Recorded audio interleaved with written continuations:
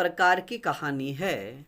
कफन किस प्रकार की कहानी है? तो इसका सही उत्तर होगा यथार्थवादी कहानी। लेकिन मित्रों, आप सभी से एक प्रश्न कि मुंशी प्रेमचंद का मूल नाम क्या था, यानी मुंशी प्रेमचंद का पिता प्रदत्त नाम क्या था? इस प्रश्न का उत्तर आप हमें कमेंट्स में दीजिएगा।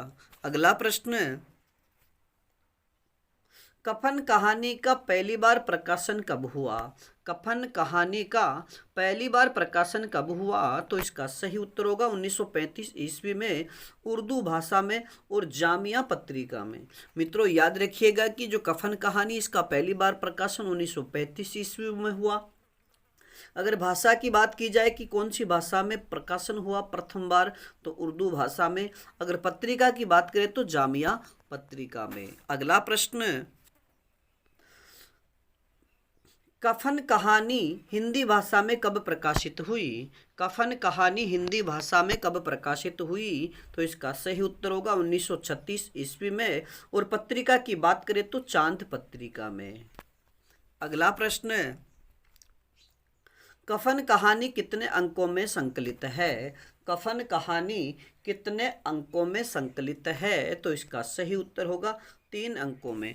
मित्रों, कई बार जो कहानी होती है उसके अंक भी आपसे पूछ लिए जाते हैं, तो याद रखिएगा कि जो कफन कहानी है ये 3 अंकों में लिखित है, जिसके प्रथम अंक में बुधिया प्रसव पीड़ा से करा रही है तो बाहर बैठे हुए, यानी झोपड़ी के बाहर माधव व घीसू आलू खा रहे हैं।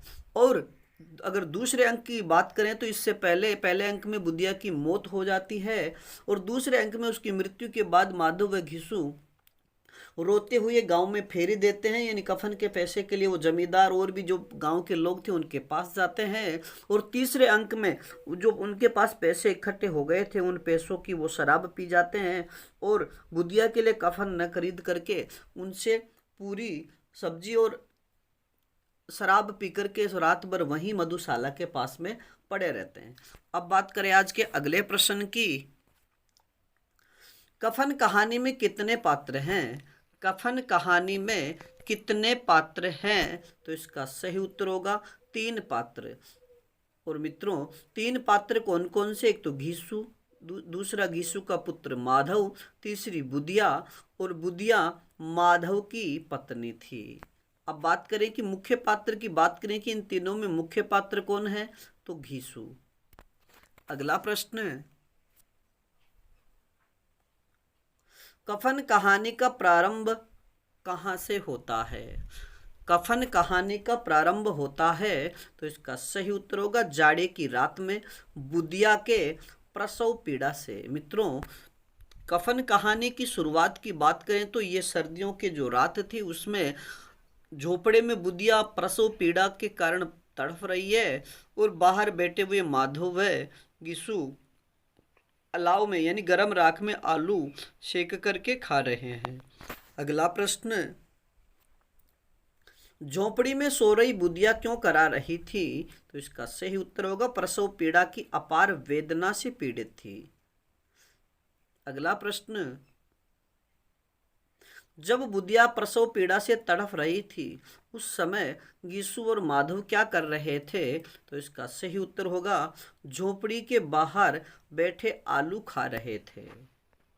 अगला प्रश्न, मालूम होता है बचेगी नहीं, सारा दिन दौड़ते हो गया, जा देख तो आ, ये किसका कथन है?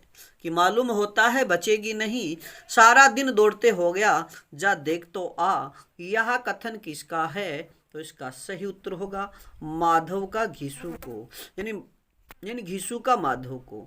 यानी घीसू अपने पुत्र माधव से कहता है कि जा झोपड़े में जो बुधिया करा रही है उसे देख तो आ, और लगता है कि शायद वो अब बचेगी नहीं।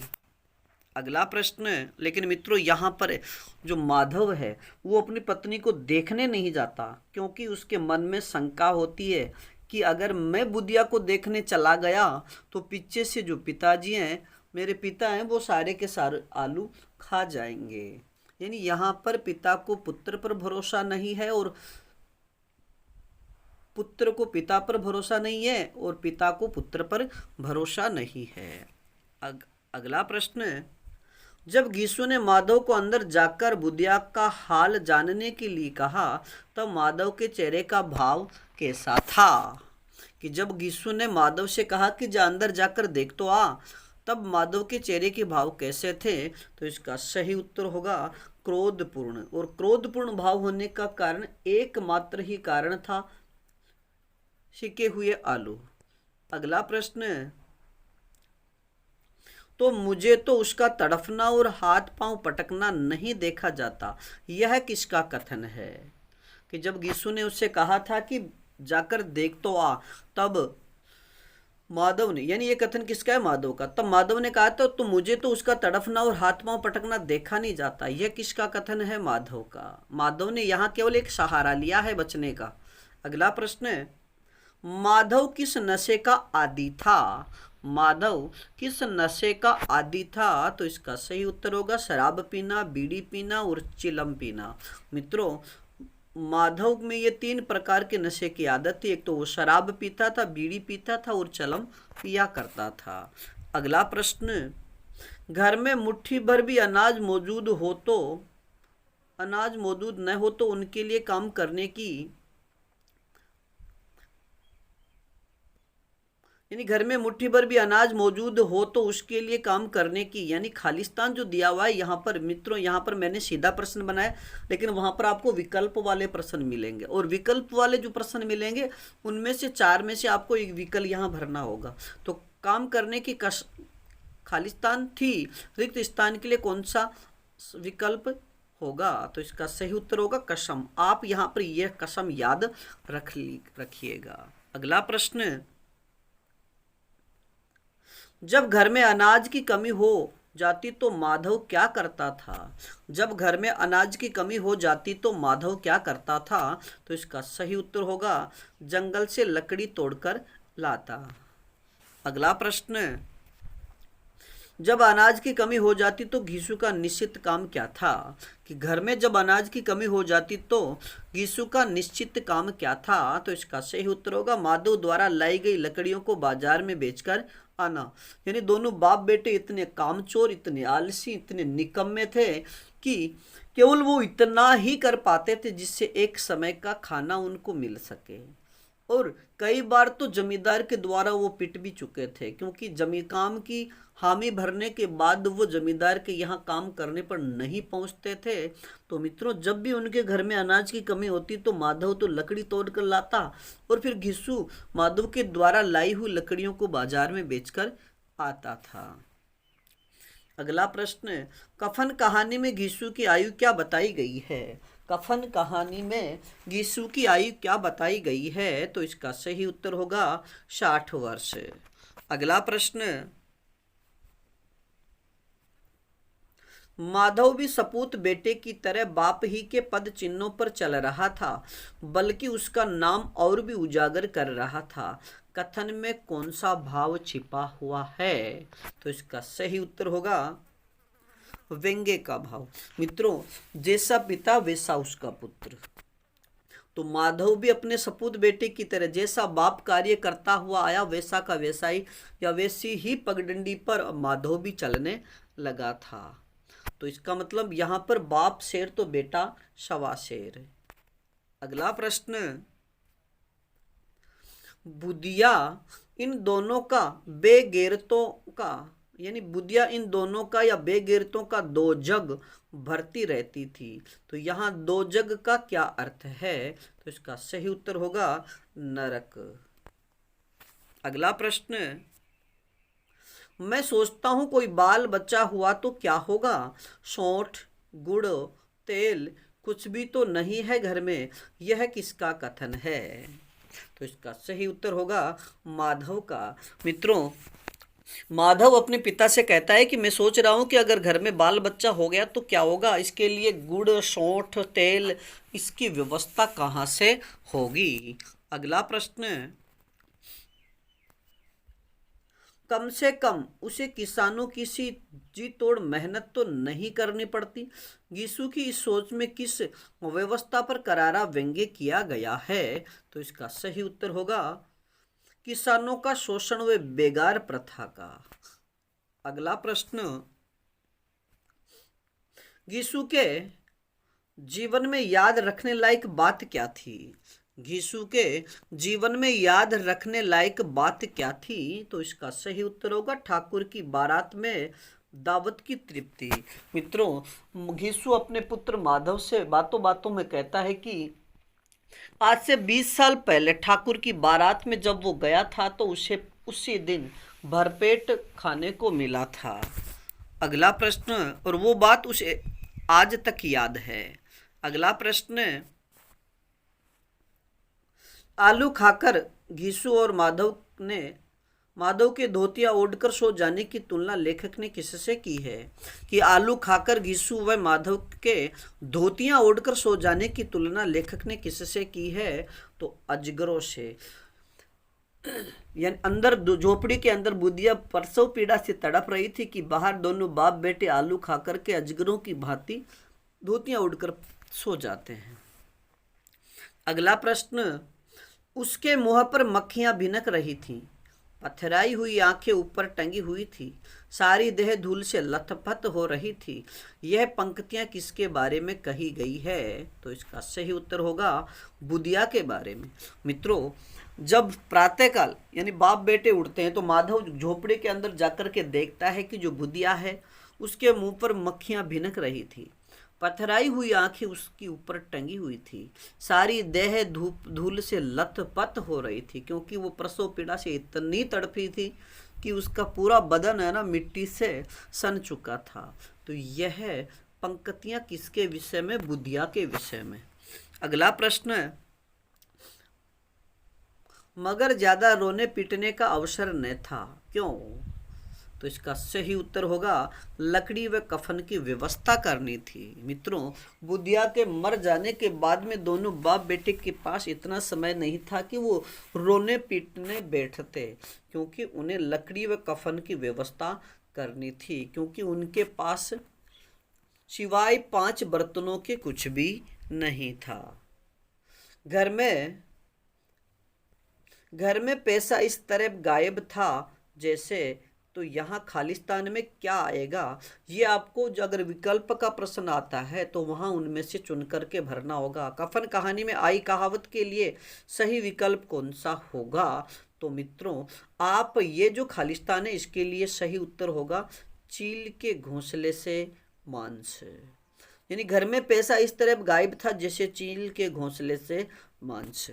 अगला प्रश्न, बुधिया के दाह संस्कार के लिए कफन खरीदने हेतु पैसों के लिए बाप बेटे किसके पास गए? तो इसका सही उत्तर होगा जमींदार के पास में। और मित्रों, याद रखिएगा कि जमींदार दयालु व्यक्ति था, इसलिए जमींदार ने उन्हें 2 रुपए दिए थे।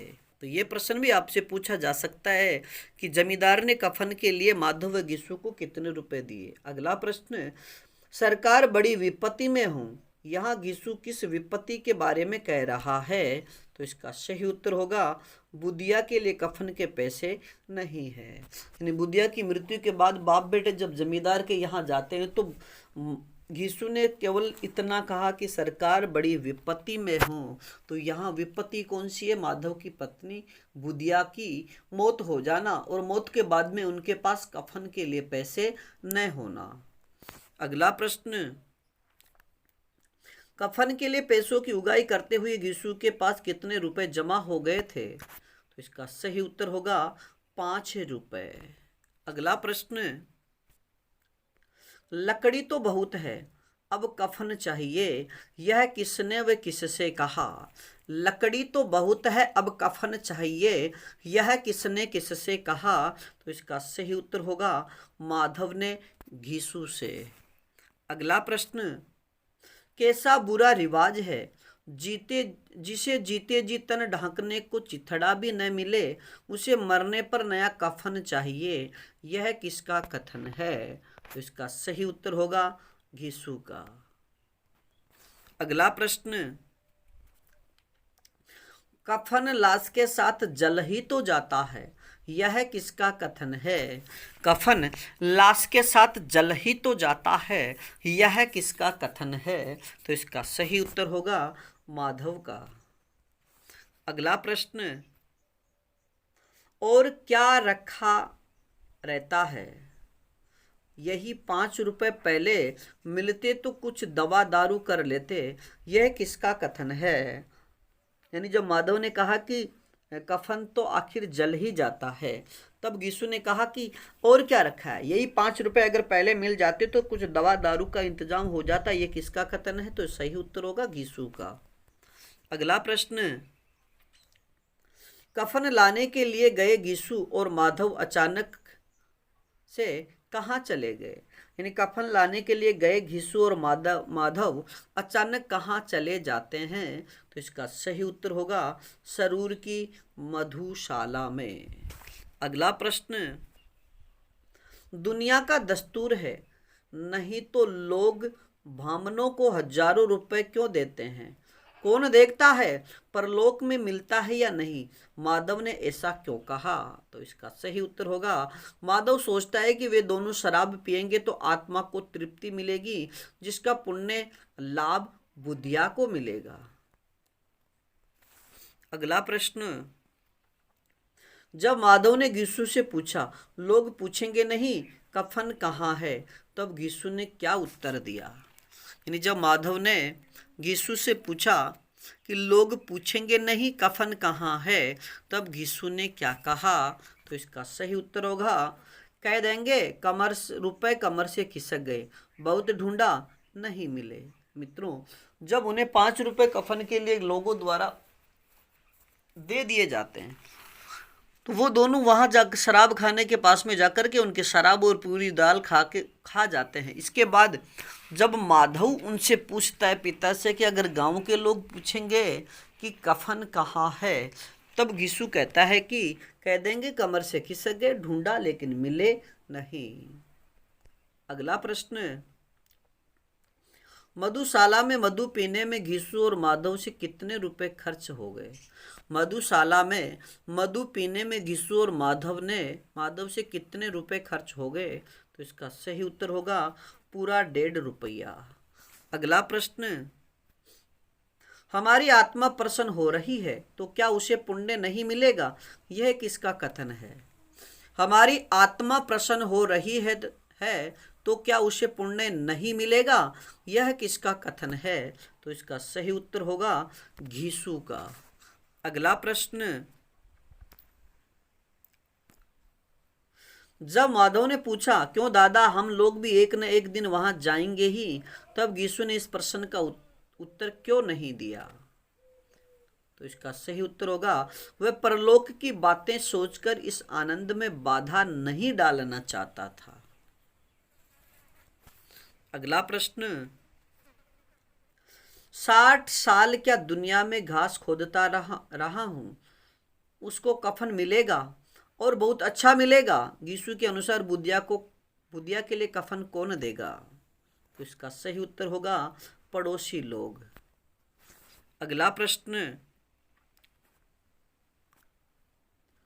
माया जाल से मुक्त हो गई, जंजाल से छूट गई, बड़ी भाग्यवान थी जो इतनी जल्दी माया मोह के बंधन तोड़ दिए, यह कथन किसका है? तो इसका सही उत्तर होगा घीसू का। तो मित्रों, जयशंकर प्रसाद की पुरस्कार कहानी किस काव्य संग्रह में संकलित है?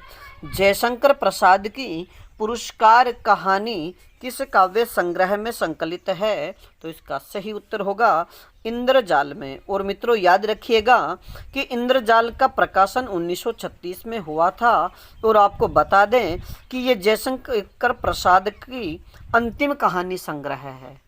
अगर आपसे सीधा प्रश्न पूछ लिया जाए कि जयशंकर प्रसाद का अंतिम कहानी संग्रह कौन सा है, तो फिर सही उत्तर होगा इंद्रजाल। अब बात करें आज के अगले प्रश्न की।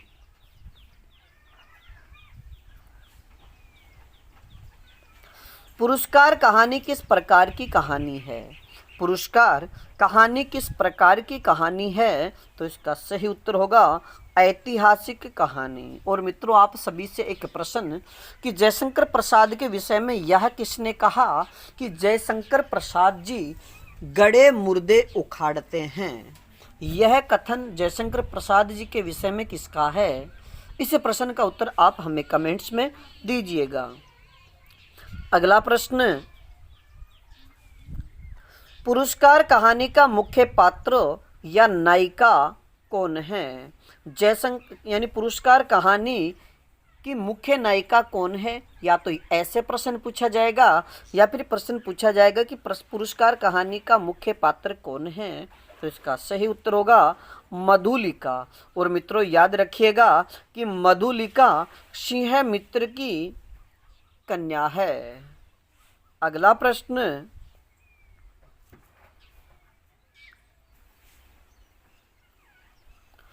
पुरस्कार कहानी का वर्ण्य विषय क्या है? यानी पुरस्कार कहानी का वर्ण्य विषय क्या है? तो इसका सही उत्तर होगा देश प्रेम एवं निश्चल प्रेम। या तो आपको ये वाला ऑप्शन मिलेगा या फिर दूसरा ऑप्शन हो सकता है व्यक्तिगत प्रेम व राष्ट्र प्रेम की महत्ता। तो सबसे सही जो उत्तर होगा वो होगा व्यक्तिगत प्रेम व राष्ट्र प्रेम की महत्ता। तो पुरस्कार कहानी का वर्ण्य विषय व्यक्तिगत प्रेम और राष्ट्र प्रेम। अगला प्रश्न, कौशल राज्य का वार्षिक उत्सव कौन सा था जिसमें आसपास के राज्यों के लोग भी बड़े स्तर पर भाग लेते थे? कि कौशल राज्य का वार्षिक उत्सव कौन सा था जिसमें आसपास के लोग भी बड़े स्तर पर भाग लेते थे? तो इसका सही उत्तर होगा कृषि महोत्सव। और मित्रों, याद रखिएगा कि कौशल राज्य में जो कृषि महोत्सव प्रति वर्ष आर्द्रा नक्षत्र में मनाया जाता था। अगला प्रश्न, कौशल राज्य के कृषि महोत्सव में एक दिन के लिए कृषक कौन बनता था? यानी कौशल राज्य के कृषि महोत्सव में एक दिन के लिए राजा कौन बनता था? तो इसका सही उत्तर होगा स्वयं राजा। मित्रों, याद रखिएगा कि कौशल राज्य में एक उत्सव मनाया जाता था जिसका नाम था कृषि महोत्सव। इसमें जो राजा है वो स्वयं एक दिन के लिए जो राज्य के लिए सबसे अच्छी उपज और सबसे अच्छी भूमि होती थी उस भूमि के लिए राजा एक दिन के लिए कृषक बनते थे।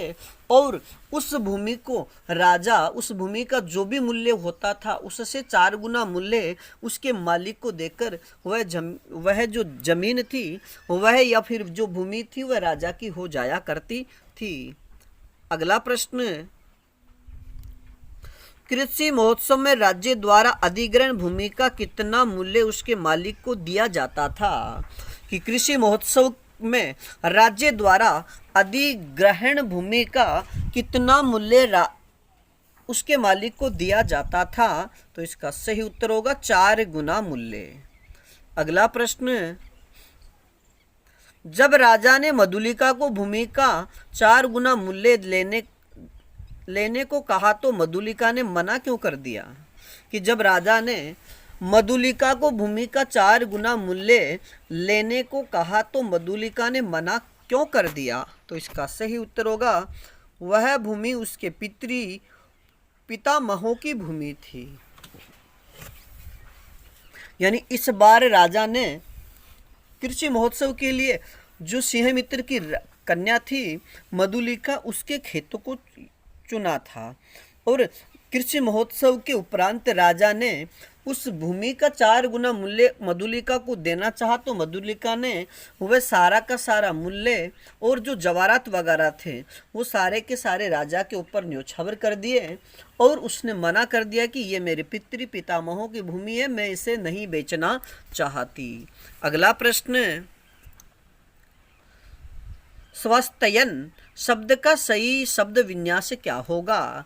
स्वस्तयन शब्द का सही शब्द विन्यास क्या होगा यानी संधि विग्रह क्या होगा? तो मित्रों, सु धन अस्ति धन अयन। यानी अगर उ के बाद में यानी प्लस के पहले उ छोटा उ या बड़ा उ यानी उ हो और इसके बाद कोई भी असमान स्वर आए तो ऊ वह में बदल जाता है, और इधर ई और ई के तुरंत बाद यानी आगे वाले जो शब्द की शुरुआत होती है वो या कोई भी असमान स्वर से हो तो ई और जो ई होती है वो ये में बदल जाती है।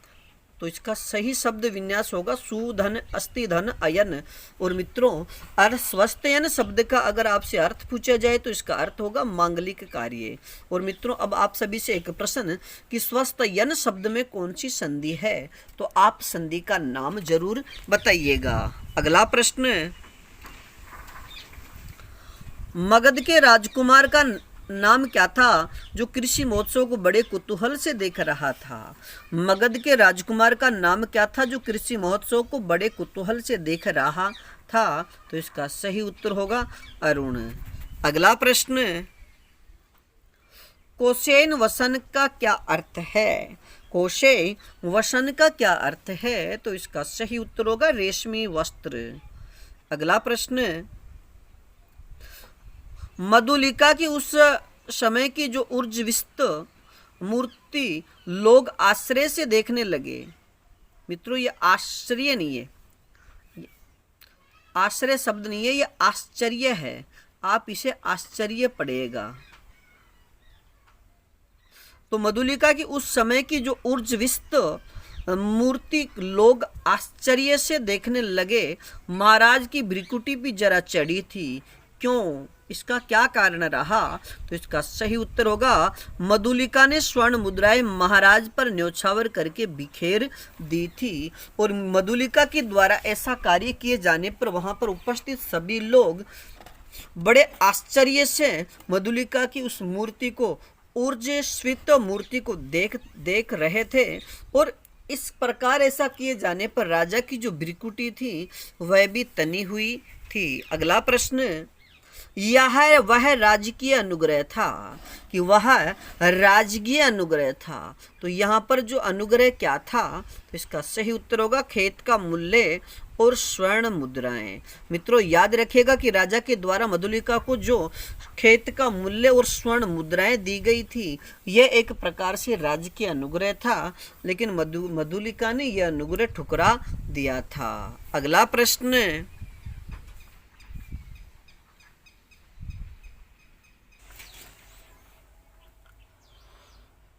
तू आज से राजकीय संरक्षण पाने की अधिकारिणी हुई, इस धन से अपने को सुखी बना। तो मधुलिका से ऐसा किसने कहा? तू आज से राजकीय संरक्षण पाने की अधिकारिणी हुई, इस धन से अपने को सुखी बना। तो मधुलिका को ऐसा किसने कहा? तो इसका सही उत्तर होगा वृद्ध मंत्री ने। अगला प्रश्न, अवबोध क्या कह रही है? राजकीय अनुग्रह का तिरस्कार यह किसने कहा था, या यह किसका कथन है? यानी मधुलिका से ऐसा किसने कहा कि अवबोध क्या कह रही है? राजकीय अनुग्रह का तिरस्कार यह किसका कथन है? तो इसका सही उत्तर होगा वृद्ध मंत्री का। अगला प्रश्न, मधुलिका किसकी पुत्री थी? मधुलिका किसकी पुत्री थी? तो इसका सही उत्तर होगा सेनापति सिंहमित्र की। और मित्रों याद रखिएगा कि जो सेनापति सिंहमित्र थे मगध के विरुद्ध वाराणसी युद्ध में वीरगति को प्राप्त हो गए थे। तो आपसे ये वाला प्रश्न भी पूछा जा सकता है कि मधुलिका के पिता सिंहमित्र किस युद्ध में वीरगति को प्राप्त हो गए थे? तो इसका सही उत्तर होगा वाराणसी के युद्ध में।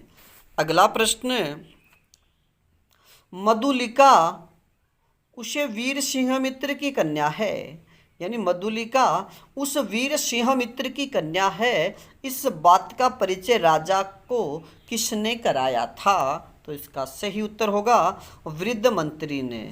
अगला प्रश्न, इस उत्सव का परंपरागत नियम क्या है? मंत्रीवर यह किसने पूछा कि इस उत्सव का, यहाँ पर कौन से उत्सव की बात की जा रही है, ये प्रश्न भी आपसे पूछा जा सकता है। तो इस यहाँ पर उत्सव होगा कृषि महोत्सव। कि इस उत्सव का परंपरागत नियम क्या है? मंत्रीवर यह किसने पूछा? तो इसका सही उत्तर होगा राजा ने वृद्ध मंत्री से। अगला प्रश्न, छी, कुमारी के सोए हुए सौंदर्य पर दृष्टिपात करने वाले दृष्ट तुम कौन हो?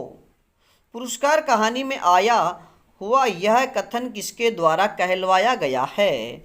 छी, कुमारी के सोए हुए सौंदर्य पर दृष्टिपात करने वाले दृष्ट तुम कौन? पुरस्कार कहानी में ऐसा किसके या किस पात्र के द्वारा कहलवाया गया है? तो इसका सही उत्तर होगा कपोती के द्वारा। मित्रों, ये उस समय का कथन है जब मधुलिका अपने झोपड़े में यानी अपने खेत में बने पर्ण कुटीर में बैठी हुई अर्ध निंद्रा में सोच रही थी और उसी पेड़ की यानी उस झोपड़ी के पास में जो पेड़ था उस पर जो कपोती बैठी हुई थी वह वहां पर आए हुए राजकुमार यानी मगध का जो राजकुमार अरुण था उसको देख करके उसने ऐसा कहा था। अगला प्रश्न, मैं कृषक बालिका हूँ, आप नंदन बिहारी और मैं पृथ्वी पर परिश्रम करके जीने वाली। मधुलिका ने यह किससे कहा था? कि मैं कृषक बालिका हूँ, आप नंदन बिहारी और मैं पृथ्वी पर परिश्रम करके जीने वाली। मधुलिका ने यह किससे कहा? तो इसका सही उत्तर होगा मगध के राजकुमार अरुण से। अगला प्रश्न, मेरा हृदय तुम्हारी उस छवि का भक्त बन गया है। देवी, कि मेरा हृदय तुम्हारी उस छवि का भक्त बन गया है देवी, यह किसने किससे कहा? तो इसका सही उत्तर होगा अरुण ने मधुलिका से। अगला प्रश्न, मधुलिका आज अपने अभाव को बढ़ाकर सोच रही थी। क्यों? कि मधुलिका आज अपने अभाव को बढ़ाकर सोच रही थी। क्यों? तो इसका तो मित्रों यहाँ पर इसके 3 कारण थे। यानी मधुलिका अपने झोपड़े में बैठी हुई अपने अभाव की जो स्थिति दयनीय स्थिति थी उसको देख करके वो कुछ ज़्यादा ही सोच रही थी। तो इसके सोचने के निम्न कारण हैं। सबसे पहला कारण, मधुलिका का खेत राज्य द्वारा ले लिया गया था। यानी सबसे पहला कारण है कि मधुलिका का जो खेत है उसे कौशल राज्य के राजा ने ले लिया था। दूसरा कारण, मधुलिका के रहने के लिए पर्ण कुटीर थी जो आज बारिश से टपक रही थी। और तीसरे कारण की बात करें तो बारिश की ठिठुरन से बचने के लिए मधुलिका के पास कुछ भी नहीं था। अगर ये तीनों के तीनों ऑप्शन में दे दिए जाए तो फिर आपको तीनों को ही सही करना होगा। अगला प्रश्न, 2-3 वर्ष पश्चात राजकुमार अरुण को अपनी झोंपड़े के द्वार पर अचानक देखकर मधुलिका चकित क्यों हो गई? कि 2-3 वर्ष पश्चात राजकुमार अरुण को अपनी झोंपड़ी के द्वार पर अचानक देखकर मधुलिका चकित क्यों हो गई? तो इसका सही उत्तर होगा अपनी कल्पना को प्रत्यक्ष में देख करके। मित्रों, जब मधुलिका अपने झोपड़े में बैठी हुई ये सोच रही थी यानी अरुण के विषय में ही सोच रही थी कि 1 नहीं 2 नहीं लगभग 3 साल हो गए। और ऐसा सोचते हुए जब उसने अपने झोपड़े के द्वार की तरफ देखा तो वहाँ पर अरुण खड़ा था और उसको देखकर ये उसकी जो कल्पना थी उसने उसे आज प्रत्यक्ष में देख लिया था और ऐसा देख करके वो चकित हो गई। अगला प्रश्न, अरुण की योजना क्या थी? अरुण की योजना क्या थी? तो इसका सही उत्तर होगा मधुलिका के सहयोग से श्रावस्ती पर अधिकार करना। मित्रों, यानी मगध का जो राजकुमार था अरुण, वह मधुलिका के सहयोग से श्रावस्ती के दुर्ग पर अधिकार करना चाहता था। अगला प्रश्न, अरुण के कहने पर मधुलिका ने राजा से कौन सी भूमि मांगी थी? कि अरुण के कहने से मधुलिका ने राजा से कौन सी भूमि मांगी थी? तो इसका सही उत्तर होगा दुर्ग के दक्षिण नाले के समीप जंगली भूमि। यानी दुर्ग के दक्षिण भाग में जो नाला था उस नाले के पास में जो जंगली भूमि थी वह मधुलिका ने अरुण के कहने पर मांगी थी। लेकिन मित्रों, इसका कारण क्या था कि उसने जो जंगली भूमि थी वही भूमि क्यों मांगी? तो इसका सही उत्तर होगा कि ये भूमि श्रावस्ती दुर्ग के लिए सैनिक महत्व की भूमि थी। अगला प्रश्न,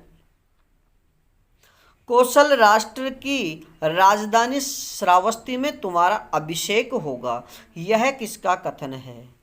कि कौशल राष्ट्र की राजधानी श्रावस्ती में तुम्हारा अभिषेक होगा, यह किसका कथन है? तो इसका सही उत्तर होगा अरुण का कथन। मित्रों याद रखिएगा कि अरुण ने जब मधुलिका से कहा कि महाराज से आप दक्षिण यानी दुर्ग के दक्षिण भाग के पास नाले वाली जो जमीन है वह राजा से मांग लो, वहां पर हम अपनी एक नगरी बनाएंगे और उसे कौशल राज्य की राजधानी होगी और मैं वहां का राजा और तुम वहां की रानी होगी और तुम्हारा वहीं पे अभिषेक होगा। तो ऐसा अरुण ने मधुलिका से कहा था। अगला प्रश्न,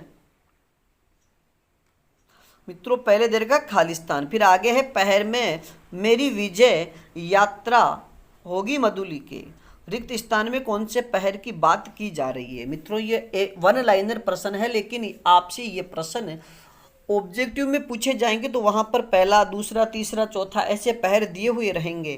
तो जो खालिस्तान है यहाँ पर कौन सा पहर होगा? तो इसका सही उत्तर होगा रात्रि का तीसरा पहर, यानी रात्रि के तीसरे पहर में मेरी विजय यात्रा होगी मधुलिका। तो यहाँ पर ये कहने वाला कौन है? अरुण। और कौन से पहर की बात की जा रही है? तीसरे पहर की।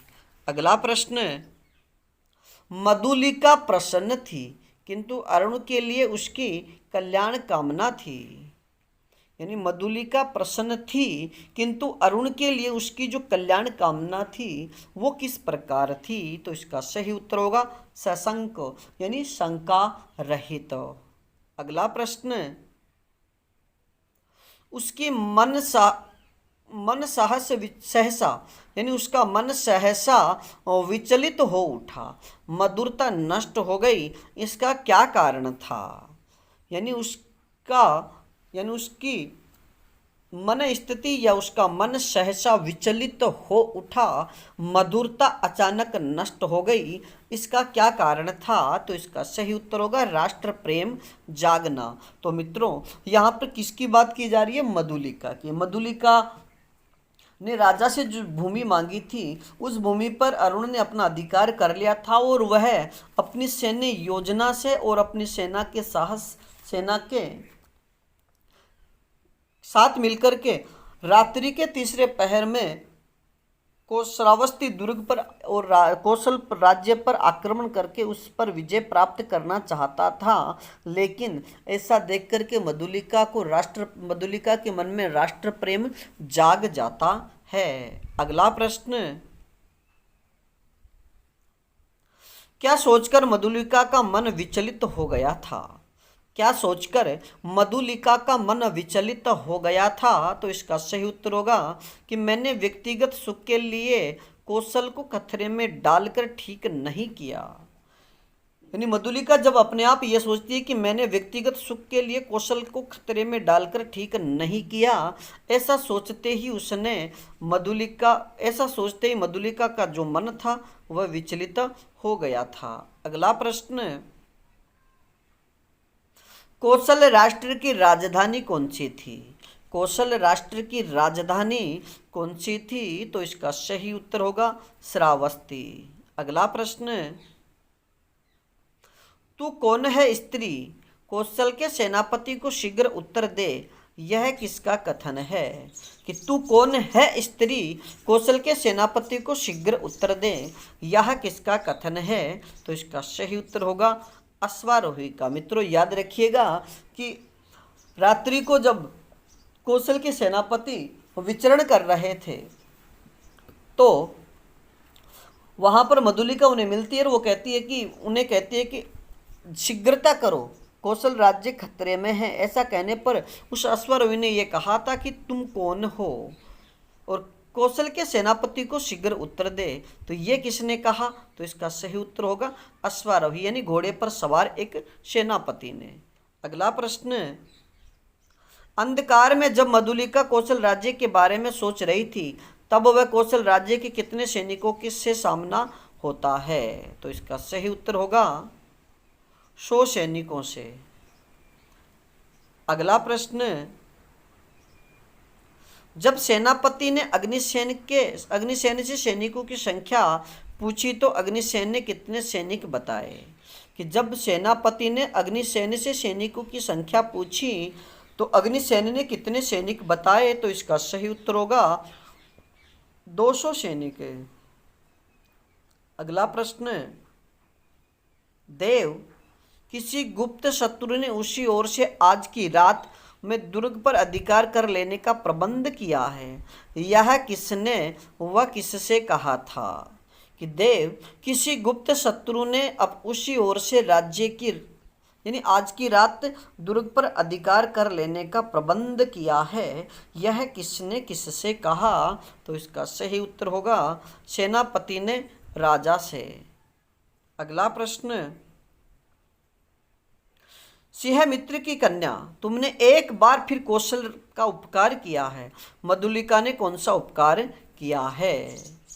यानी सिंह मित्र की कन्या, तुमने एक बार फिर कौशल का उपकार किया है, मधुलिका ने कौन सा उपकार किया है, तो इसका सही उत्तर होगा कौशल को विदेशी शत्रु से बचाकर।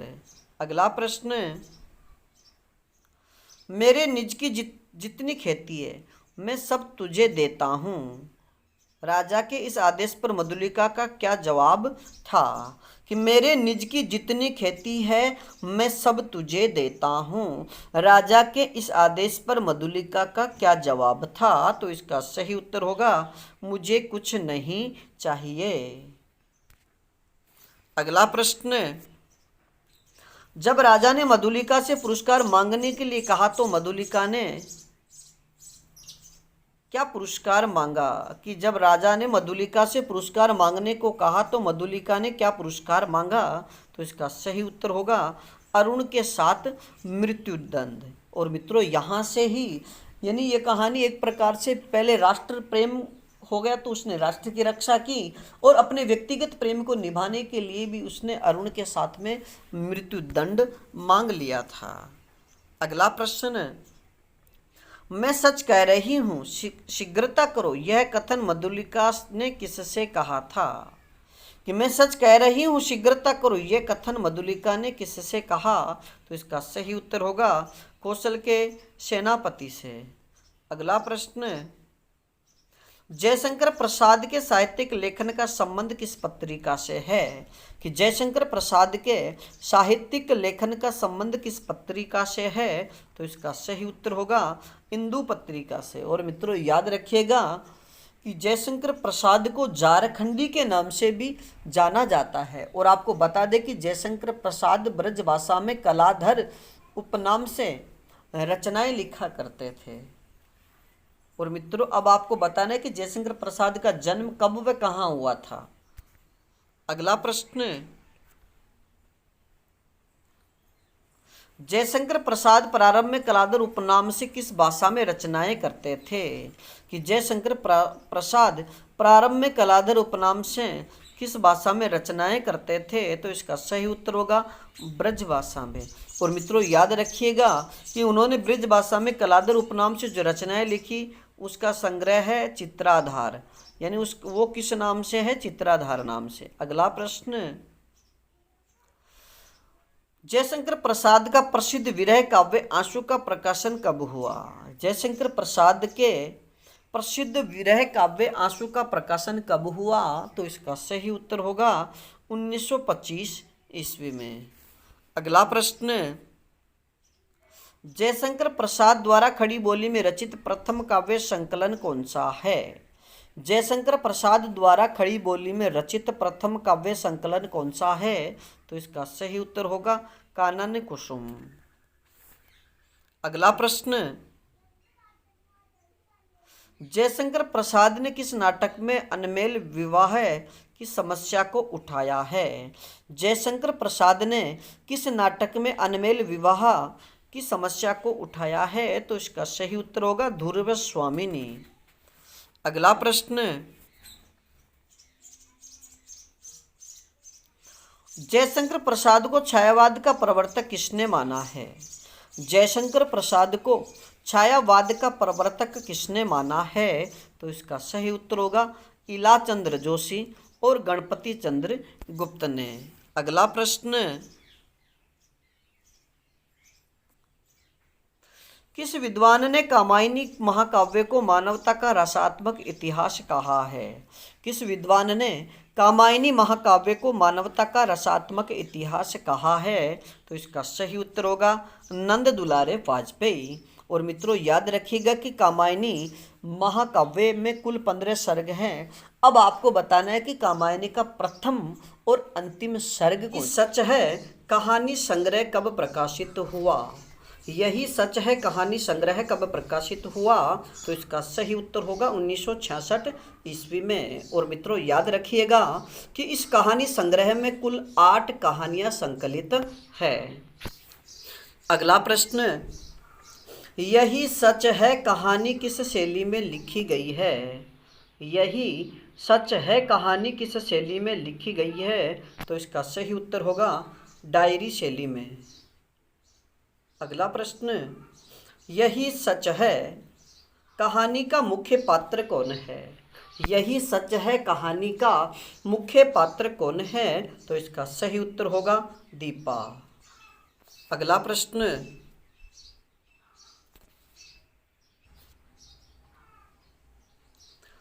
दीपा किस शहर में रहकर पढ़ाई करती है? दीपा किस शहर में रहकर पढ़ाई करती है? तो इसका सही उत्तर होगा कानपुर में। और मित्रों दीपा के परिवार वाले यानी दीपा के परिवार के जो सदस्य हैं वो पटना में रहते हैं। अगला प्रश्न, यही सच है कहानी का प्रारंभ कहाँ से होता है? यानी यही सच है कहानी का प्रारंभ होता है। तो इसका सही उत्तर होगा दीपा द्वारा संजय का इंतजार करते हुए। मित्रों यही सच है कहानी की जो शुरुआत है, इस कहानी की शुरुआत में दीपा संजय का इंतजार करती हुई रहती है। अगला प्रश्न, संजय किस शहर में नौकरी करता है? संजय किस शहर में नौकरी करता है? तो इसका सही उत्तर होगा कानपुर में। अगला प्रश्न, निशीत किस शहर में नौकरी करता है? मित्रों याद रखिएगा कि दीपा के जीवन में 2 व्यक्तियों से उसका जो प्रेम है वो पलता है। यानी पहले वो निशित से प्रेम करती है, इसके बाद निशित अपने नौकरी के सिलसिले में कलकत्ता छोड़ करके कानपुर छोड़ करके कलकत्ता चला जाता है। और उसके बाद में दीपा संजय से प्रेम करने लगती है। तो दीपा का जो पूर्व प्रेमी है निशित, वो किस शहर में नौकरी करता है? तो इसका सही उत्तर होगा कलकत्ता में। अगला प्रश्न, दीपा किसके बारे में शिकायत करती है कि अपने बताए समय से हमेशा ही 2 घंटे देरी होती है? कि दीपा किसके बारे में ये शिकायत करती है कि वह जब भी अपना जो समय बताता है उससे सदैव 2 घंटे देरी से आता है? तो इसका सही उत्तर होगा संजय के विषय में। अगला प्रश्न, दीपा के भैया भाभी किस शहर में रहते हैं? दीपा के भैया भाभी किस शहर में रहते हैं? तो इसका सही उत्तर होगा पटना में। अगला प्रश्न, कानपुर में आने के बाद दीपा अपने भाई व भाभी से मिलने कितनी बार गई? कानपुर में आने के बाद दीपा अपने भाई व भाभी से मिलने कितनी बार गई? तो इसका सही उत्तर होगा सिर्फ 1 बार। अगला प्रश्न, दीपा को कौन से फूल पसंद है? दीपा को कौन से फूल पसंद है? तो इसका सही उत्तर होगा रजनीगंधा के फूल। अगला प्रश्न, दीपा के पसंदीदा फूल कौन लेकर आता है? दीपा के पसंदीदा फूल कौन लेकर आता है? तो इसका सही उत्तर होगा संजय।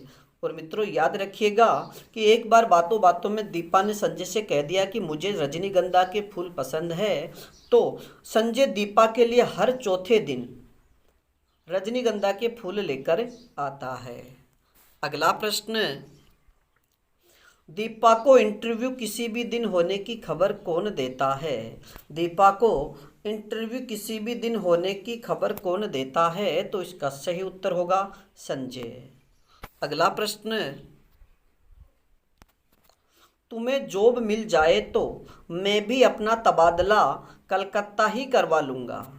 तुम्हें जॉब मिल जाए तो मैं भी अपना तबादला कलकत्ता ही करवा लूँगा। यह किसका कथन है? तो इसका सही उत्तर होगा संजय का। अगला प्रश्न, दीपा को इंटरव्यू के लिए बुलावा कहाँ से आता है? दीपा को इंटरव्यू के लिए बुलावा कहाँ से आता है? तो इसका सही उत्तर होगा कलकत्ता से। अगला प्रश्न, इंटरव्यू को लेकर दीपा को घबराहट होने का कारण क्या था? कि इंटरव्यू को लेकर के दीपा को घबराहट होने का क्या कारण था? तो इसका सही उत्तर होगा पहला अवसर होने के कारण। मित्रों, दीपा इंटरव्यू का जो इंटरव्यू है वो पहली बार देने जाएगी, इस वजह से यानी ये पहला अवसर होने के कारण ही दीपा को घबराहट हो रही है। अगला प्रश्न, निशित भी तो वही है, यह किसने व किससे कहा था? कि निशित भी तो वही है, यह किसने व किससे कहा था? तो इसका सही उत्तर होगा संजय ने दीपा से। मित्रों, यानी संजय को ये इस बात का मालूम है कि दीपा पहले निशित से प्रेम करती है और वर्तमान में निशित का कोलकाता में रह करके नौकरी कर रहा है, और जब उसे दीपा को कलकत्ता से इंटरव्यू का बुलावा आता है तो उसे घबराहट होती है, यानी दीपा को इंटरव्यू को लेकर के घबराहट होती है। तो इस बात को लेकर के संजय दीपा से कहता है कि निशित भी तो वहीं रहता है, और इस बात को सुनकर के दीपा उससे ईर्ष्या करती है, यानी क्रोधित हो जाती है। तुम भी एक ही मूर्ख हो, घर से दूर यहाँ कमरा लेकर रहती हो, रिसर्च कर रही हो, दुनिया भर में घूमती रहती हो, और इंटरव्यू के नाम पर डर लगता है। यह किसका कथन है? तो इसका सही उत्तर होगा संजय का दीपा से। अगला प्रश्न, कलकत्ता तो मेरे लिए एकदम नई जगह है, वहाँ को छोड़कर किसी को नहीं जानती। दीपा द्वारा संजय से कहे गए इस कथन में रिक्त स्थान में कौन क्या आएगा? तो मित्रों, ये आपके लिए वस्तुनिष्ठ का प्रश्न हो सकता है। तो इसमें आपको यानी वस्तुनिष्ठ वाले ऑप्शन में 4 जैसे निशित दे दिया, संजय दे दिया, और ईरा दे दिया, और किसी का भी नाम दे करके फिर या मेहता साहब दे दिया। फिर आपसे पूछेगा कि रिक्त स्थान में यहाँ पर क्या आएगा? तो इसका सही उत्तर होगा ईरा, क्योंकि दीपा की एक जो सहेली है ईरा, वही कलकत्ता में रहती है, और दीपा कहती है कि ईरा को छोड़कर मैं वहाँ पर किसी को नहीं जानती।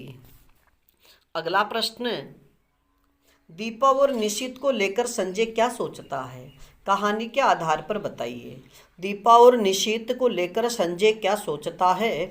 कहानी के आधार पर बताइए। तो इसका सही उत्तर होगा कि दीपा आज भी निशित से प्रेम करती है। यानी मित्रों, दीपा और निशित को लेकर संजय हमेशा सोचता रहता है कि दीपा शायद आज भी निशित से प्रेम करती है। अगला प्रश्न, यही सच है, कहानी में किस नदी का उल्लेख आया है? यही सच है, कहानी में किस नदी का उल्लेख आया है? तो इसका सही उत्तर होगा हुगली नदी का। अगला प्रश्न, मुझे यह प्रसंग कतई पसंद नहीं, मैं नहीं चाहती कोई इस विषय पर बात करे, मैं मौन रहती हूँ। यहाँ दीपा ने किस प्रसंग के बारे में कहा है? यानी मुझे यह प्रसंग कतई पसंद नहीं, मैं नहीं चाहती कोई इस विषय पर बात करे, मैं मौन रहती हूँ। यहाँ दीपा ने किस प्रसंग के बारे में कहा है? तो इसका सही उत्तर होगा भैया भाभी के बारे में। तो मित्रों, आप इसको अच्छे से याद रखिएगा, क्योंकि यहाँ पर निशित वाला अगर ये आपने नहीं पढ़ा और वहाँ पर निशित भी दिया हुआ होगा तो अधिकतर लोग निशित वाले को भी सही उत्तर मान सकते हैं, लेकिन ये प्रसंग उन दीपा के भाई और भाभी के लिए आया है। अगला प्रश्न, वे होते तो कुछ मदद ही करते, पर फिर एकाएक मुझे लगा कि उनकी अनुपस्थिति में मैं शायद अधिक स्वतंत्रता का अनुभव कर सकूं। दीपा ने यह किसके बारे में कहा है? तो इसका सही उत्तर होगा ईरा के पति के बारे में। मित्रों, यानी दीपा जब इराक यानी कलकत्ता गई और वहाँ इराक से मिलती है, तो वहाँ मिलने के बाद उसे पता चलता है कि इराक के पति वहाँ नहीं है। तो वह पहले तो लेकर सोचती है कि अगर वो होते तो मेरी कुछ मदद कर दे, लेकिन फिर एकाएक वह सोचती है कि यह अच्छा है कि वो नहीं है। अगर वो होते तो मैं अपने आप को स्वतंत्र अनुभव नहीं कर पाती। अगला प्रश्न, वह हमारी मेज पर आ पहुंचता है। विवश होकर मुझे ऊपर देखना पड़ता है, नमस्कार भी करना पड़ता है, ईरा का परिचय भी करवाना पड़ता है। दीपा ने ये किसके बारे में कहा है? तो इसका सही उत्तर होगा निशीथ के बारे में। अगला प्रश्न, कितने रुपए की सैलरी के लिए दीपा इंटरव्यू के लिए कलकत्ता आई थी? कितने रुपए की सैलरी के लिए दीपा इंटरव्यू के लिए कलकत्ता आई थी? तो इसका सही उत्तर होगा 300 रुपये। अगला प्रश्न, किसने अपने ऑफिस से छुट्टी लेकर इधर उधर सिफारिश करवाकर जैसे तैसे दीपा को नौकरी दिलाने का भरसक प्रयास करता है? कि किसने अपने ऑफिस से छुट्टी लेकर इधर उधर सिफारिश करवाकर जैसे तैसे दीपा को नौकरी दिलाने का भरसक प्रयास किया? तो इसका सही उत्तर होगा निश्चित। अगला प्रश्न, समय पर पहुंचना तो वह जानता ही नहीं। दीपा ने यह किसके बारे में कहा है? कि समय पर पहुंचना तो वह जानता ही नहीं। दीपा ने यह किसके बारे में कहा है? तो इसका सही उत्तर होगा संजय के बारे में। मित्रों याद रखिएगा कि जब दीपा कलकत्ता पहुंच जाती है और तो वहां जाने के बाद निशीथ से उसका परिचय होता है, निशीथ से फिर से वो मिलती है। तो जब इंटरव्यू के लिए निशीथ से वो समय बताती है और निश्चित बताए गए समय से 15 मिनट पहले वहाँ पहुँच जाता है और उसको देख करके ही दीपा कहती है कि समय पर पहुँचना तो वह जानता ही नहीं। तो यहाँ ये संजय के लिए कह रही है। अगला प्रश्न, इंटरव्यू पास होने में सबसे ज़्यादा सहयोग दीपा किसका मानती है? कि इंटरव्यू पास होने में सबसे ज़्यादा सहयोग दीपा किसका मानती है? तो इसका सही उत्तर होगा निशीथ का। अगला प्रश्न, दीपा के अनुसार निशीथ को कौन सा रंग अधिक पसंद है? दीपा के अनुसार निशीथ को कौन सा रंग अधिक पसंद है? तो इसका सही उत्तर होगा नीला रंग। अगला प्रश्न, इस साड़ी में तुम बहुत सुंदर लग रही हो। इस साड़ी में तुम बहुत सुंदर लग रही हो, यह किसका कथन है? तो इसका सही उत्तर होगा निशीथ का। अगला प्रश्न, आज तो इस खुशी में पार्टी हो जाए, यह किसने व किससे कहा? कि आज तो इस खुशी में पार्टी हो जाए, यह किसने व किससे कहा? तो इसका सही उत्तर होगा निशीथ ने दीपा से। और क्यों कहा? अगर ये प्रश्न आ जाए तो फिर इसका उत्तर होगा कि यहाँ पार्टी देने की खुशी यानी दीपा का इंटरव्यू में चुना जाना लगभग तय हो चुका था। तब निशीथ ने दीपा से कहा कि इस खुशी में तो पार्टी हो जाए। अगला प्रश्न, रोज ही हम शाम को घूमने जाते हैं, कितनी ही बार मैंने श्रृंगार किया, अच्छे कपड़े पहने, पर प्रशंसा का एक शब्द भी उसके मुंह से नहीं सुना। दीपा ने ये किसके बारे में कहा? कि रोज ही हम शाम को घूमने जाते हैं, कितनी ही बार मैंने श्रृंगार किया, अच्छे कपड़े पहने, पर प्रशंसा का एक शब्द भी उसके मुंह से नहीं सुना। दीपा ने ये किसके बारे में कहा? तो इसका सही उत्तर होगा संजय के बारे में। और मित्रों ये कब उसने ऐसा सोचा? जब निशीथ ने उससे नीली साड़ी में देख करके कहा कि तुम इस साड़ी में बहुत सुंदर लग रही हो। तो पहले तो वो शकपका जाती है और कहती है कि तुम कौन? अपने आप मन में सोचती है कि ये होता कौन है मुझे ऐसा कहने वाला। लेकिन धीरे धीरे फिर वो संजय के विषय में सोचती है कि मैं तो इतने दिन संजय के साथ घूमने जाती हूँ, अच्छे अच्छे कपड़े पहनती हूँ, सजती हूँ, लेकिन उसने ऐसे शब्द कभी नहीं कहे। अगला प्रश्न, इंटरव्यू में पास होने की उम्मीद में जब पार्टी की जाती है, तब पार्टी में दीपा के साथ कौन जाता है? तो इसका सही उत्तर होगा निशीथ। और मित्रों पार्टी के लिए कोल्ड कॉफ़ी के लिए निशीथ ऑर्डर देता है। अगला प्रश्न, नौकरी के बाद क्या इरादा है? निशित के इस कथन में छुपा हुआ भाव है। नौकरी के बाद क्या इरादा है? निशित के इस कथन में छुपा हुआ भाव क्या है? तो इसका सही उत्तर होगा उत्सुकता। मित्रों, निशित दीपा से पूछता है, यानी निशित दीपा से पूछता है कि अगर तुम्हारी यह नौकरी लग गई और नौकरी लगने के बाद में तुम्हारा क्या इरादा, यानी शादी को लेकर के तुम्हारा क्या इरादा है। वह जानना चाहती है कि दीपा आज भी मुझसे प्रेम करती है या फिर वो और किसी से शादी करेगी। ये भाव उसमें छिपा हुआ है।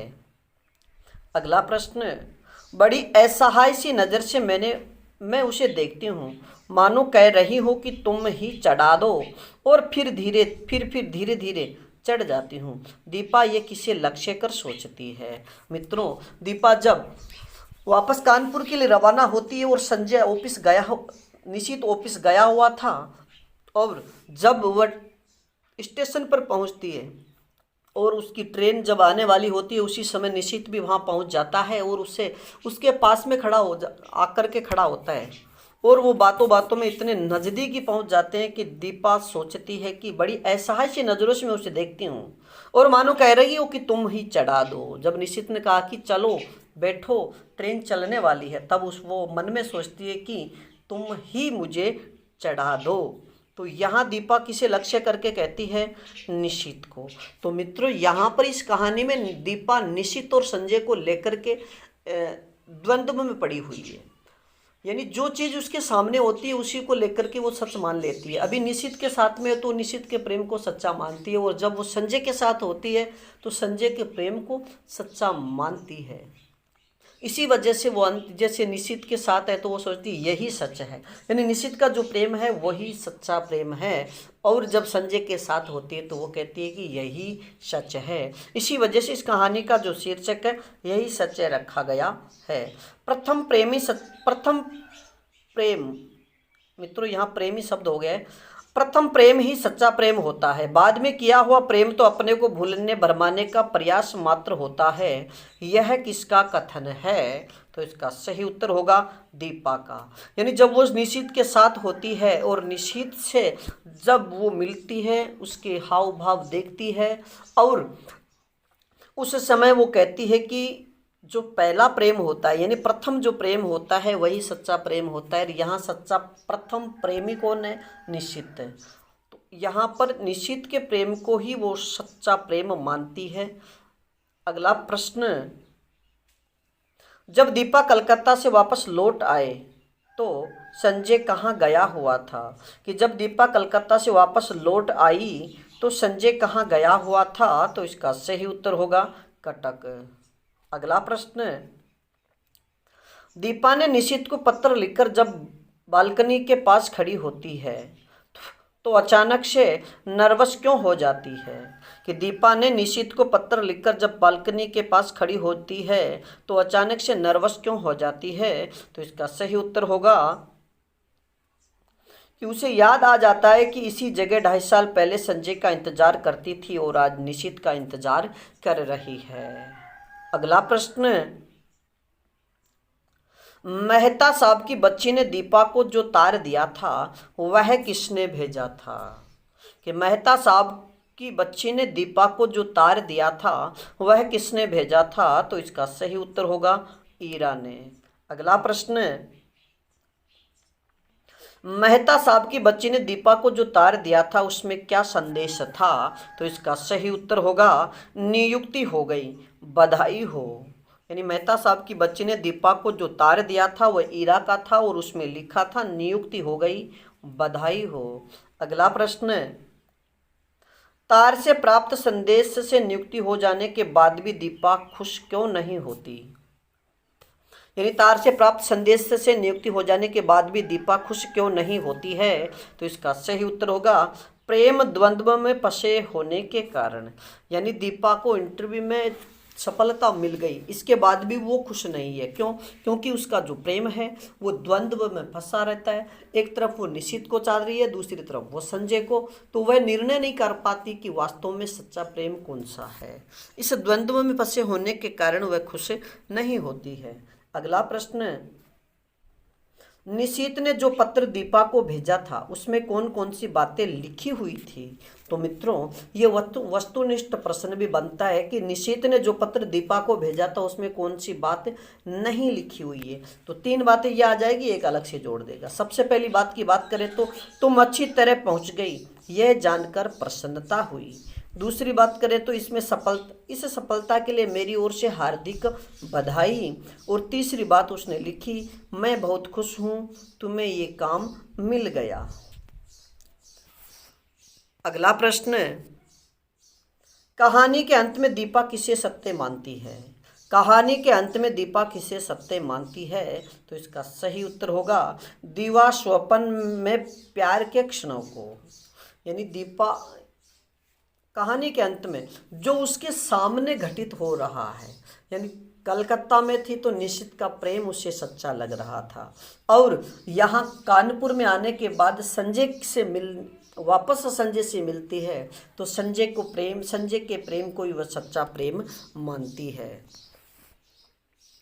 अगला प्रश्न, मन्नू भंडारी की कहानी यही सच है के आधार पर कौन सी हिंदी फीचर फिल्म बनी थी? कि मन्नू भंडारी की कहानी यही सच है के आधार पर कौन सी हिंदी फीचर फिल्म बनी थी? तो इसका सही उत्तर होगा रजनीगंधा। तो मित्रों, आज किस शैली में लिखा हुआ है?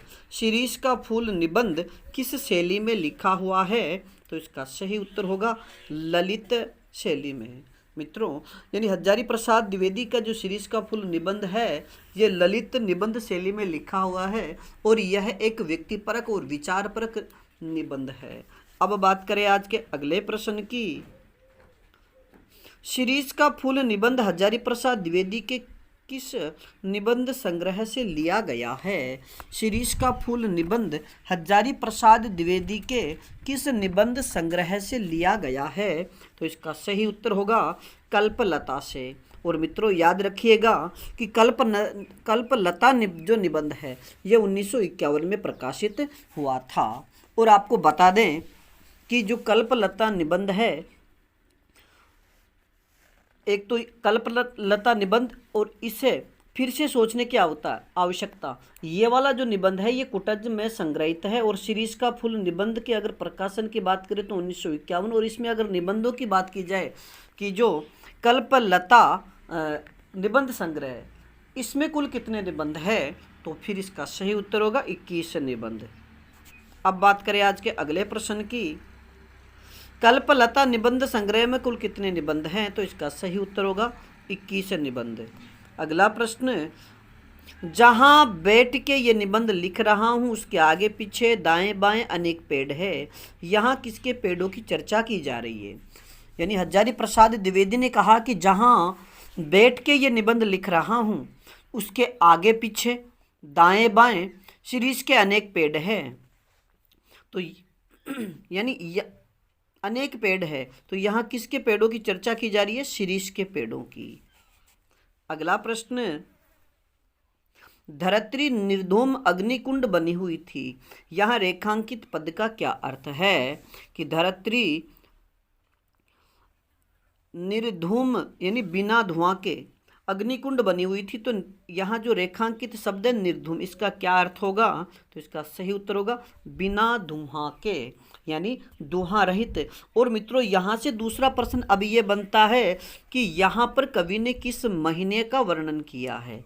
कि धरित्री किस महीने में निर्धूम अग्निकुंड बनी हुई थी? तो यहाँ इसका सही उत्तर होगा जेठ के महीने में, यानी अब जो ज्येष्ठ का महीना है उसमें धरित्री निर्धूम अग्निकुंड बनी हुई थी। अगला प्रश्न, लेखक शिरीष के साथ आरग्धवध यानी आरग्धवध की तुलना क्यों नहीं की जा सकती? यानी लेकिन शिरीष के साथ आरग्धवध की तुलना नहीं की जा सकती, क्यों? यानी जो आरग्धवध यानी अमलतास का जो पेड़ है उसकी तुलना शिरीष के पेड़ से नहीं की जा सकती, इसका क्या कारण है? तो इसका सही उत्तर होगा कि वह 15 दिन तक ही फूलता है।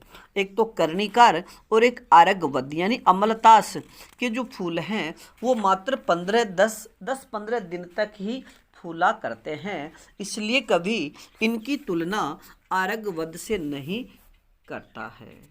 अगला प्रश्न, 10 दिन फूला फूल के 10 दिन इन दिन 10 फूला फूल के खंकड़ भया पलास, पंक्ति किसकी है? यानी दिन 10 फूला फूल के खंकड़ भया पलास, तो यह पंक्ति किसकी है? तो इसका सही उत्तर होगा कबीरदास। मित्रों, कबीरदास को जो पलास का पेड़ है उसकी तरह 15 दिन के लिए लहक उठना पसंद नहीं था। अगला प्रश्न, ऐसे दुमदारों से लंडूरे भले, कथन का क्या अर्थ है? यानी ऐसे दुमदारों से लंडूरे भले, इसका क्या अर्थ है? तो इसका सही उत्तर होगा अवगुण से युक्त साधन संपन्न लोगों से साधनहीन अच्छे हैं। यानी वे लोग अच्छे हैं जिनके पास साधन नहीं है लेकिन उनमें गुण हैं, और वे लोग जिनके पास अवगुणों की कोई कमी नहीं है, साधन संपन्न खूब है, यानी वो साधन संपन्न है लेकिन उनमें अवगुण हैं, तो इससे अच्छा तो वही है जिनके पास भले साधन न हो लेकिन उनके विचार अच्छे हैं। अगला प्रश्न, शिरीष का फूल कब लहक उठता है? शिरीष का फूल कब लहक उठता है? तो इसका सही उत्तर होगा बसंत के आगमन के साथ। अगला प्रश्न, किस वृक्ष को लेखक ने कालजयी अवधूत कहा है? किस वृक्ष को लेखक ने कालजयी अवधूत कहा है? तो इसका सही उत्तर होगा शिरीष के वृक्ष को। अगला प्रश्न, मैं तुंदिल नरपतियों की बात नहीं कर रहा हूँ, वे चाहे तो लोहे का पेड़ बनवा ले, कथन में क्या भाव है? यानी हजारी प्रसाद द्विवेदी ने कहा कि मैं तुंदिल नरपतियों की बात नहीं कर रहा हूँ, वे चाहें तो लोहे का पेड़ बनवा ले, कथन में क्या भाव हैं? तो इसका सही उत्तर होगा व्यंग्य का भाव। यानी कवि यहाँ पर जो मोटे मोटे शरीर वाले जो लोग हैं उन पर व्यंग्य कर रहा है कि जो शिरीष का पुल है, वो शिरीष का जो वृक्ष होता है उसकी जो डालियाँ हैं वो इतनी नाजुक होती है कि उस पर जो भारी भरकम शरीर वाले हैं वो उनके शरीर का वजन, यानी उनका शरीर का जो वजन है वो नहीं झेल सकता। इसलिए कवि यहाँ पर कवि ने व्यंग्य किया है कि ऐसे ऐसे मोटे व्यक्ति चाहे लोहे का पेड़ बनवा ले। अगला प्रश्न, किस फूल को संस्कृत साहित्य में बहुत कोमल माना गया है? किस फूल को संस्कृत साहित्य में बहुत कोमल माना गया है? तो इसका सही उत्तर होगा शिरीष का फूल। अगला प्रश्न, पदम सहेतो भ्रमरस्य पैलवम शिरीष पुष्पम न पुनः पततृणान। यानी पदम सहेत भ्रमरस्य पैलवम शिरीष पुष्पम न पुनः पततृणाम किस कवि की पंक्ति है? तो इसका सही उत्तर होगा कालिदास की। मित्रों, याद रखिएगा कि कालिदास ने यानी संस्कृत साहित्य में या फिर कालिदास ने शिरीष का जो फूल है इसे बहुत कोमल माना है, और उनके अनुसार कालिदास ने ये बात शुरू में ही प्रचार कर दी थी कि शिरीष के जो पुष्प हैं वो इतने कोमल होते हैं कि वो केवल भंवरों के पैरों का वजन ही या उनके पैरों का दबाव ही सहन कर सकता है, पक्षियों का बिल्कुल नहीं। अगला प्रश्न, किसे देखकर कवि को उन नेताओं की याद आती है जो किसी प्रकार जमाने का रुख नहीं पहचानते और जब तक नई पौध के लोग उन्हें धक्का मारकर बाहर नहीं निकाल देते तब तक जमे रहते हैं? तो इसका सही उत्तर होगा शिरीष के फूलों को देख करके। मित्रों, याद रखिएगा कि हजारी प्रसाद द्विवेदी इस पंक्ति के माध्यम से ये कहना चाहते हैं कि जिस प्रकार शिरीष के जो फूल है एक बार आ जाने के बाद में तब तक अपना स्थान नहीं छोड़ते जब तक नए फूल आकर के उनको धक्का मार करके नहीं निकाल देते। ठीक उसी प्रकार हमारे यहाँ देश के नेताओं की ओर उन्होंने व्यंग्य किया है कि उस आज के ज़माने के जो नेता है वो ज़माने का रुख देख करके, यानी ज़माने की जो हवा है, ज़माने का जो चलन है, उसको देख करके नहीं चलते, और जब तक नई पीढ़ी के जो युवा नेता है आकर उनको धक्का नहीं मारते तब तक वो सत्ता से चिपके रहते हैं। तो मित्रों, एक तो यहाँ सीरीज के फूलों को देखकर कवि ने ये कहा।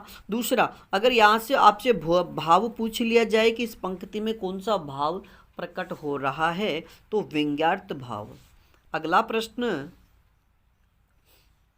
जगत के अति परिचित और अति प्रमाणित सत्य कौन कौन से हैं? कि जगत के अति परिचित और अति प्रमाणित सत्य क्या है? तो इसका सही उत्तर होगा जरा और मृत्यु, यानी बुढ़ापा और मृत्यु। ये जगत के अति प्रमाणित और परिचित सत्य हैं। अगला प्रश्न, धरा को प्रमाण यही, तुलसी जो फरा सो झरा और जो बरा सो बुताना। पंक्ति के रचनाकार कौन हैं? यानी धरा को प्रमाण यही, तुलसी जो जो फरा सो जरा और जो बरा सो बुताना। पंक्ति के रचनाकार कौन है? तो इसका सही उत्तर होगा तुलसीदास। मित्रों, इस पंक्ति के माध्यम से भी तुलसीदास यही कहना चाहते हैं कि इस संसार में जरा और मृत्यु ये दोनों ही जगत के अति परिचित और अति प्रमाणिक सत्य हैं। और उन्होंने यहाँ तक कहा है कि संसार में जो फला है उसे एक दिन झड़ना पड़ेगा, और जो इस संसार में आया है उसे एक दिन ये संसार छोड़ करके जाना भी पड़ेगा। अगला प्रश्न, आगे की ओर मुंह किए रहो तो कोड़े की मार से बच भी सकते हो, जमे की मरे कथन से लेखक ने क्या प्रतिपादित किया है? कि आगे की ओर मुंह किए रहो तो कोड़े की मार से बच भी सकते हो, जमे की मरे कथन से लेखक ने क्या प्रतिपादित किया है? तो मित्रों, इस कथन से लेखक ने 3 प्रकार की जो बातें हैं वो कही है। सबसे पहला, परिवर्तन ही जीवन है, यानी समय के अनुसार व्यक्ति को परिवर्तन करते रहना चाहिए। दूसरी बात करें तो बुढ़ापा और मृत्यु जगत के अति प्रमाणित सत्य हैं। और तीसरी बात करें तो जमाने का रुख पहचानना ही जीवन है, यानी समय देख करके अपने आप को समयानुसार बदल लेना ही वास्तविक जीवन है। अगला प्रश्न, अवधूत का क्या अर्थ है? अवधूत का क्या अर्थ है? तो इसका सही उत्तर होगा विषय वासनाओं से ऊपर उठा हुआ व्यक्ति, यानी जिस व्यक्ति ने विषय वासनाओं को त्याग दिया है और वह इनसे ऊपर उठ चुका है, उस व्यक्ति को अवधूत यानी त्यागी सन्यासी कहा जा सकता है। अगला प्रश्न, नए ऊधो का लेना नए माधो को देना। उक्ति के माध्यम से लेखक ने शिरीष की किन विशेषताओं को रेखांकित किया है? तो मित्रों, यहाँ पर नए ऊधो को लेना नए माधो को देना जो लोकोक्ति, इसके माध्यम से लेखक ने शिरीष की मुख्य रूप से 3 विशेषताएं बताई है। पहली विशेषता कि शिरीष का वृक्ष भीषण गर्मी में भी पनप जाता है, यानी यह जीवन में आने वाली जितनी भी कठिन से कठिन परिस्थितियां हैं उन परिस्थितियों से बिल्कुल नहीं घबराता, और इसकी जड़ें इतनी मजबूत होती है कि जेठ के महीने में धरती पूरी तरह से निर्धूम अग्निकुंड की तरह तपती रहती है, उसमें भी इसकी जड़ें न जाने धरती के अंदर से कहाँ से रस खींच करके अपने पत्तों तक, फूलों तक पहुंचाती रहती है। दूसरी बात करें तो ये वायुमंडल से रस खींच लेता है। और तीसरी बात, भयंकर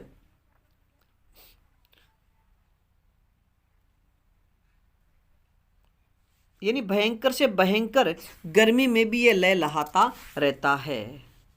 अब बात करें आज के अगले प्रश्न की। तब भी यह हजरत न जाने कहाँ से अपना रस खींचते हैं। पंक्ति में हजरत शब्द किसके लिए आया है? कि तब भी यह हजरत न जाने कहाँ से अपना रस खींचते हैं। पंक्ति में हजरत शब्द किसके लिए आया है? तो इसका सही उत्तर होगा शिरीष के वृक्षों के लिए। अगला प्रश्न, शीरीष की किन विशेषताओं के आधार पर लेखक ने कबीर की तुलना शीरीष से की है?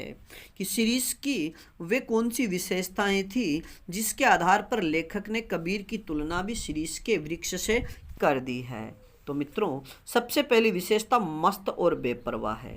जिस प्रकार शीरीष का वृक्ष बहुत तेज गर्मी के दिनों में, लू के दिनों में भी मस्त और बेपरवाह फलता रहता है, ठीक उसी प्रकार कबीरदास थे। दूसरी, भीषण गर्मी व प्रचंड गर्मी में भी ये बने रहता है। और मादकता व सरसता, ये इसके जीवन की सबसे विशेषता है, तो सबसे प्रमुख विशेषता है। ठीक उसी प्रकार की विशेषता कबीरदास की रही है। अब बात करें आज के अगले प्रश्न की। किसने कहा कि एक कवि ब्रह्मा है जिसने वेदों को दिया, दूसरा कवि वाल्मीकि था जिसने रामायण को दिया, तीसरा कवि वेदव्यास थे जिसने महाभारत को दिया।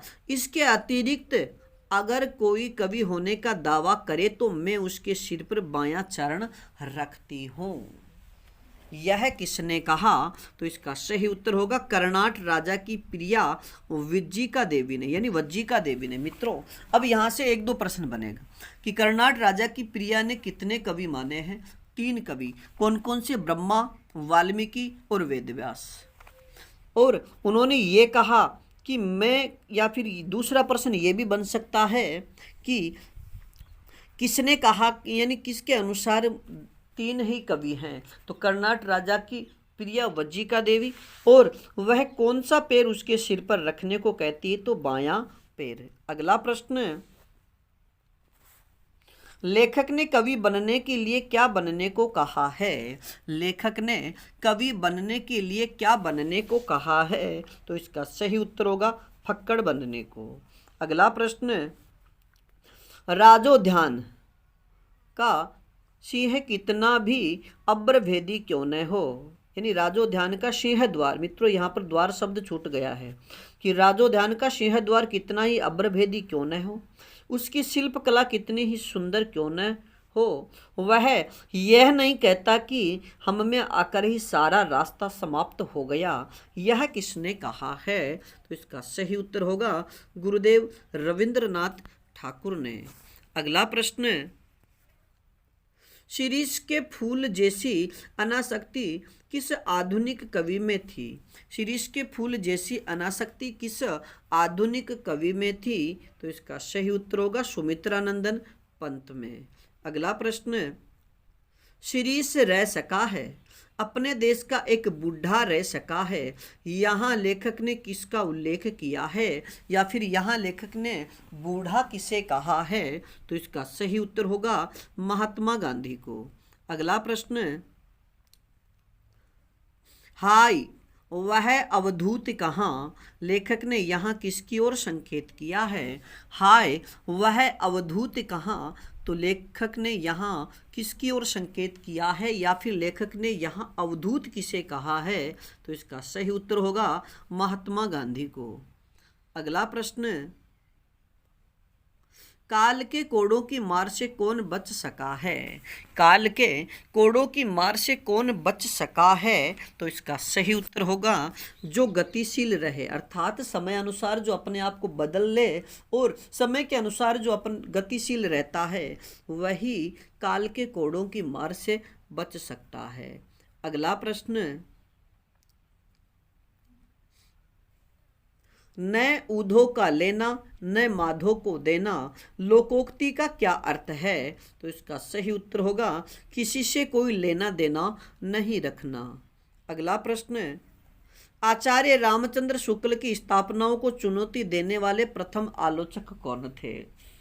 आचार्य रामचंद्र शुक्ल की स्थापनाओं को चुनौती देने वाले प्रथम आलोचक कौन थे? तो इसका सही उत्तर होगा हजारी प्रसाद द्विवेदी। अगला प्रश्न, हजारी प्रसाद द्विवेदी ने हिंदी का प्रथम कवि किसे माना है? हजारी प्रसाद द्विवेदी ने हिंदी का प्रथम कवि किसे माना है? तो इसका सही उत्तर होगा अब्दुल रहमान को। और मित्रों, अब बात करें अगले प्रश्न की, हजारी प्रसाद द्विवेदी का जन्म कब हुआ? यानी हजारी प्रसाद द्विवेदी का जन्म कब हुआ? तो इसका सही उत्तर होगा 1907 ईस्वी को आरत दुबे का छपरा बलिया जिला उत्तर प्रदेश में। तो मित्रों आज के लिए इतना ही, बाकी फिर मिलेंगे एक नए टॉपिक के साथ में। तब तक आप अपने अध्ययन में जुटे रहिएगा और अपनी पाठशाला बाय बीएन सर चैनल पर नए हो तो हमारे चैनल को लाइक, सब्सक्राइब और अपने मित्रों तक शेयर जरूर कीजिएगा। धन्यवाद।